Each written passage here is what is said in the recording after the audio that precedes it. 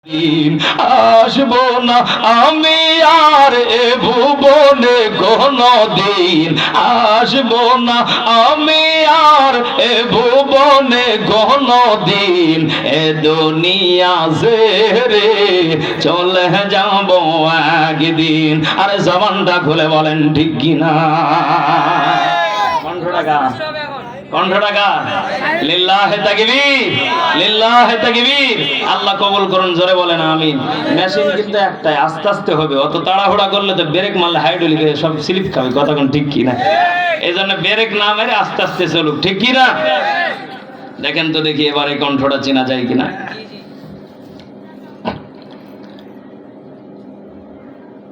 একজন মহিলা প্রশ্ন করতেছে যে আমরা যে সকলে মরে যাব এটা কতটুকু সত্য, আপনি একটু বলবেন।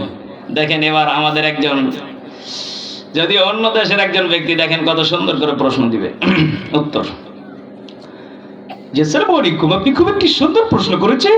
আপনি ইম্পর্টেন্ট একটি প্রশ্ন করেছেন। আল্লাহ রাব্বুল আলামিন কোরআনুল কারীমের ভিতরে কুল্লু নাফসিন যায়কাতুল মাউত, প্রত্যেকটি প্রাণীকে মৃত্যুর স্বাদ গ্রহণ করতে হবে, সবাইকে মরতে হবে। মারহাবা, জোরে কন্যা কেন? কণ্ঠটা কার? লিল্লাহে তাকবীর, লিল্লাহে তাকবীর। যদিও সময় শেষের দিকে, কারণ রাত গভীর হয়ে গেছে, অল্প অল্প করে দিতেছি, ঠিক কিনা? দেখবেন এরপরে আমাদের মাঝে একজন ব্যক্তি বিদায় নিয়ে চলে গেছে। দেখেন তো দেখি চেনা যায় কিনা। কি দিয়ালে তেমনি, দিয়ালে তেমনি।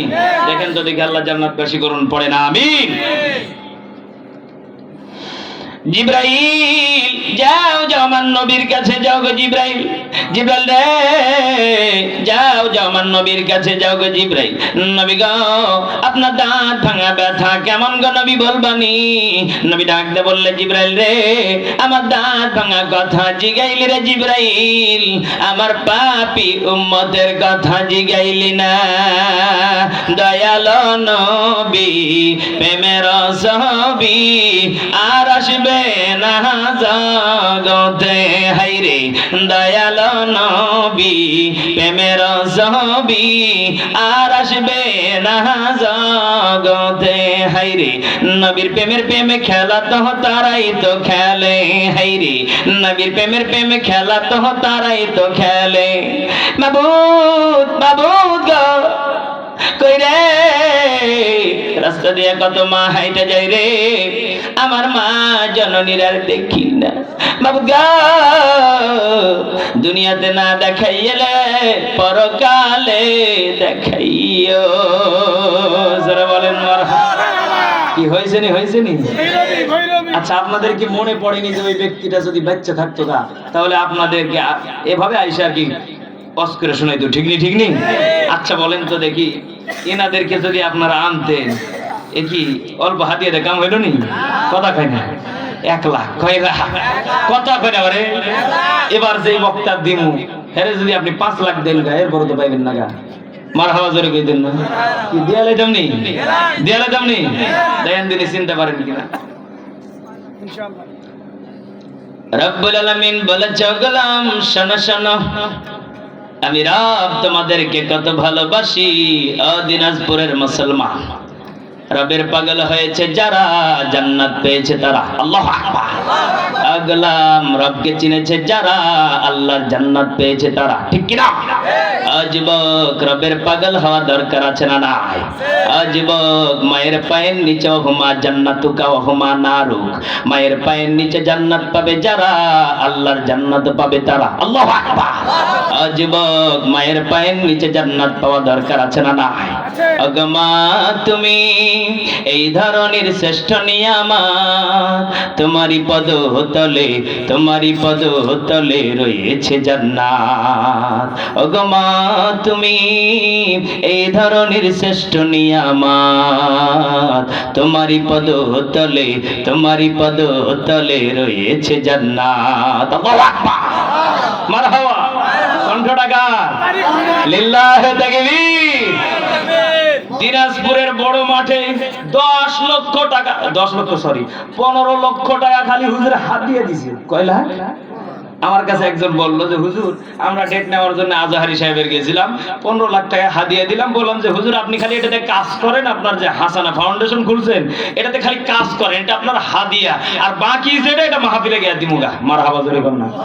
কয় লাখ? কথা কয় না, মানে কথা কয় না, মানে 15 লাখ টাকা খালি এটা হাদিয়া, এটা হাসানা ফাউন্ডেশন আপনার দান করলাম, আর বাকি যেটা দিমু হেলিকপ্টারে তো যাবেন, এরপরে 2000 3000 পুলিশ যা লাগবে সব ঠিক থাকবে, একটা বাড়িতে খালি খাবেন, ওই বাড়িওয়ালা বলে দিছে যা লাগবে আরো 20 লাখ লাগুক, 30 লাখ 10 লাখ যাই লাগবে ওটা আমি একাই দিমু। তাহলে কণ্ঠটা আপনাদেরকে শোনাইলাম, আপনারা খুশি হয়েছেন না বেজার হয়েছেন? আল্লাহ আমার মিজানুর রহমান আজহারি ভাইকে দ্বীনের জন্য কবুল করুন, পড়ে না আমিন। এবার দেখেন তো দেখি আমাদের বাংলার একজন বাঘ আছে, ছোট্টখাট্ট একটা বাঘ, দেখবেন এইভাবে বয়ান করে কি দিয়া লাইতাম। قل إن صلاتي ونسكي ومحياي ومماتي لله رب العالمين। দিনাজপুরের মুসলমান শুনে রেখে দাও, قل إن صلاتي ونسكي ومحياي ومماتي لله رب العالمين। কণ্ঠটা কার? আরে বাবা, না দিতে বুঝে গেছে। মারহাবা জোরে কইতেন না? আর জোরে বলেন মারহাবা। জানমাল ক্রয় করব কার জন্য? আর জোরে বলেন কার জন্য? মুসলমান, নামাজ হবে কার জন্য? রোজা হবে কার জন্য?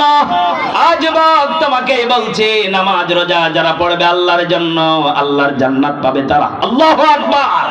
বল ইন্না সালাতি ওয়া নুসুকি ওয়া মাহইয়ায়া ওয়া মামাতি লিল্লাহি রাব্বিল আলামিন।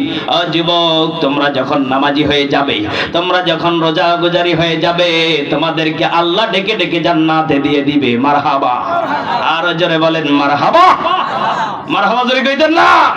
আমার ভাইরা, আমার বন্ধুগণ, এবার দেখেন তো দেখি যারা চরমনাই গেছেন তারা দেখবেন একবারে জাহান্নাম জান্নাতের কথা এমন ভাবে মনে করে। নাফরমানের দলেরা, কবরের পথের যাত্রী, আল্লাহর গোলাম পয়গম্বরের উম্মতেরা, ওই কবর কিন্তু ভয়াবহ, ওই কবর কিন্তু বড় ভয়াবহ। ওই কবরে কিন্তু সবাইকে যাওয়া লাগবে রে বাবা। ওই কবরে কিন্তু কেউ ছাড় পাবে না। এই জন্য আল্লাহর বান্দা হলাম, ওই কবরে যাওয়ার আগে একটু ঈমানটারে তাজা বানায়। আশিকের দলেরা, নবীর উম্মতের দলেরা, আমি চরমনার পীর সাহেব কিন্তু টিকিট লইয়া দাঁড়িয়ে থাকবো না। তোমার কবরের আমল বাজান তোমাকেই তো নিয়ে যাওয়া লাগবে। আশিকের দলেরা, আল্লাহ আল্লাহ আল্লাহ আল্লাহ। মারহাবা জোরে কইতেন না?